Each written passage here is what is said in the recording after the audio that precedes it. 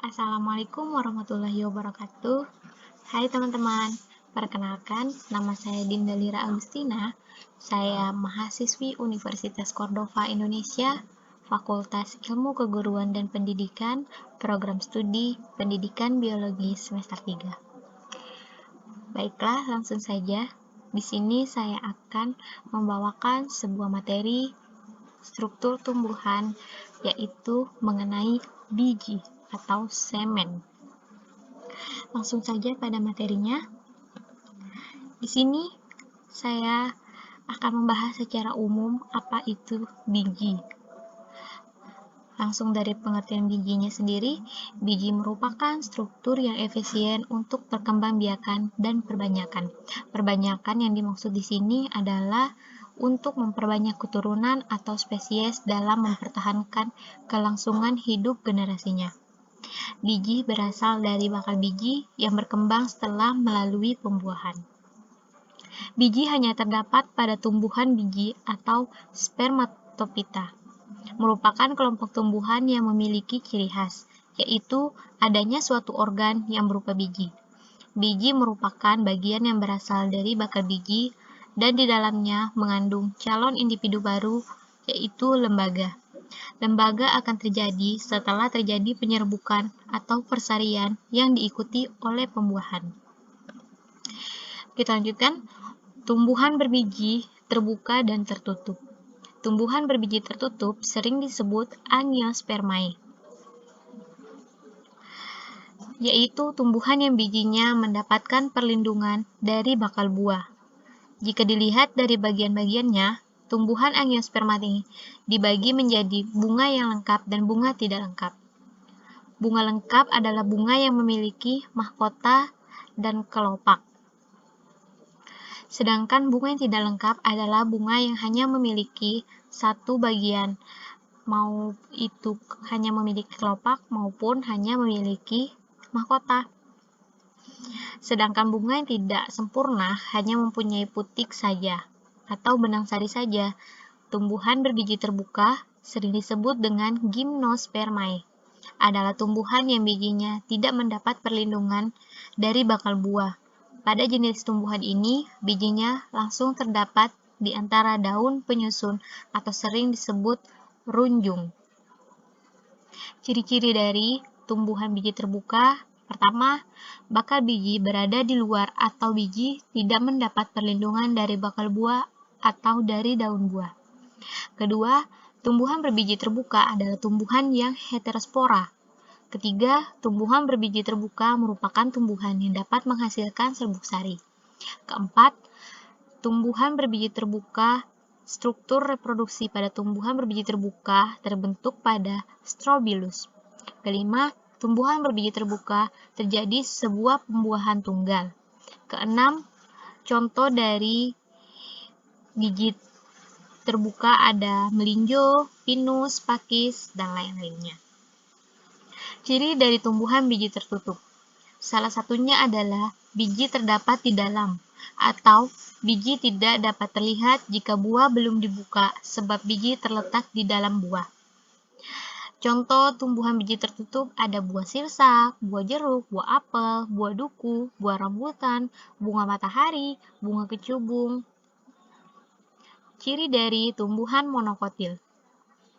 Ciri tumbuhan monokotil yang paling khas adalah bijinya yang tunggal, karena hanya memiliki satu atau dua lembaga, berakar serabut, daun berseling, tumbuhan biji berkeping satu, tulang daun sejajar, terbentuk pita. Kelompok ini diakui sebagai takson atau kelas maupun subkelas. Dalam berbagai sistem klasifikasi, tumbuhan yang mendapatkan berbagai nama seperti Monocotyledon, Liliopsida, dan Liliidae. Ciri-ciri pada tumbuhan monokotil berdasarkan ciri fisik pembeda yang dimiliki adalah: 1. Berbentuk akar memiliki sistem serabut, berbentuk sumsum atau pola tulang, daun melengkung atau sejajar, tudung akar, ada tudung akar kaliptra. Jumlah keping biji kotiledon 1 buah keping biji saja. Kandungan akar dan batang tidak terdapat kambium. Jumlah kelopak bunga umumnya kelipatan 3. Perlindungan akar dan batang lembaga ditemukan batang lembaga atau koleoptil dan akar lembaga koleoptriza. Pertumbuhan akar dan batang tidak bisa tumbuh berkembang menjadi membesar. Bagian umum pada biji. Pertama ada kulit atau spermodermis. Kulit biji berasal dari selaput bakal biji atau integumentum. Oleh sebab itu, biasanya kulit biji dari tumbuhan biji tertutup Angiospermae terdiri dari 2 lapisan, yaitu lapisan kulit luar dan lapisan kulit dalam. Lapisan kulit luar. Lapisan ini mempunyai sifat yang bermacam-macam. Ada yang tipis, ada yang kaku seperti kulit, dan ada yang keras seperti kayu dan bata. Kedua, lapisan kulit dalam. Biasanya tipis, memiliki selaput seringkali dinamakan kulit ari. Kulit biji berasal dari integumentum, maka belum berarti kulit luar biji berasal dari integumentum. Kulit luar biji berasal dari integumentum yang dalam, karena pembentukan kulit biji dapat pula ikut serta dalam bakal biji yang lebih dalam dari integumentumnya. Pada umumnya, tumbuhan biji terbuka Gymnospermae terdapat 3 lapisan. Yang pada tumbuhan melinjo, pada bakal biji tumbuhan biji telanjang umumnya hanya mempunyai 1 integumentum saja. 3 lapisan kulit biji dapat dilihat pada buah melinjo.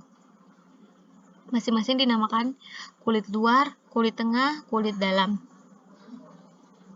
Tali pusar atau funiculus. Tali pusar merupakan bagian yang menghubungkan biji dengan tembuni. Jadi, merupakan tangkainya biji. Jika biji masak, biasanya biji terlepas dari tali pusar biji, dan pada biji hanya tampak bekasnya yang dikenal sebagai pusat biji. Inti biji atau nukleus seminis.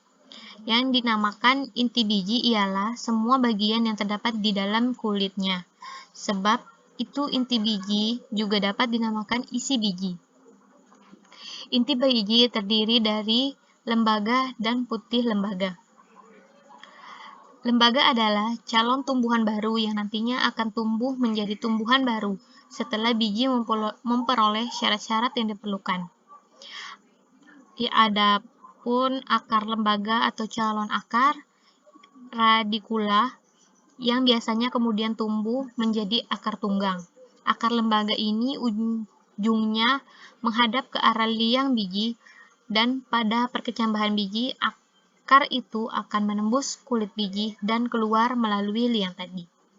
Daun lembaga atau cotyledo merupakan daun yang pertama kali tumbuh. Fungsi daun lembaga bisa memiliki fungsi yang berbeda-beda.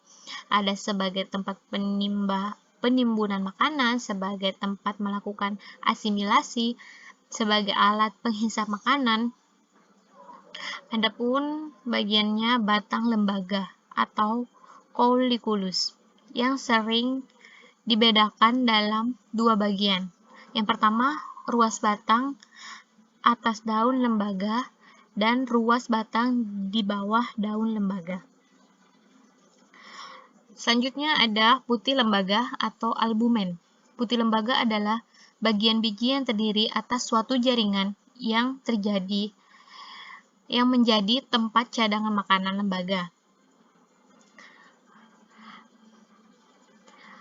Asal jaringan yang menjadi tempat penimbunan zat makanan cadangan terjadi dibedakan menjadi putih lembaga dan putih lembaga dalam, putih lembaga luar. Yang kelima, kecambah. Tumbuhan kecil yang belum lama muncul dari biji dan masih hidup dari persediaan makanan yang terdapat di dalam biji, dinamakan kecambah atau plantula. Perkecambahan biji dapat dibedakan dalam 2 macam. Yang pertama, perkecambahan di atas tanah, yaitu perkecambahan karena perentangan ruas batang di bawah daun lembaganya, lalu terangkat ke atas muncul ke tanah, misalnya pada kacang hijau. Yang kedua, perkecambahan di bawah tanah. Bila daun lembaga tetap tinggal di dalam kulit biji dan tetap di dalam tanah, seperti terdapat pada biji kacang kapri. Sekian dari saya. Mungkin hanya ini yang bisa saya bahas karena durasinya terlalu panjang.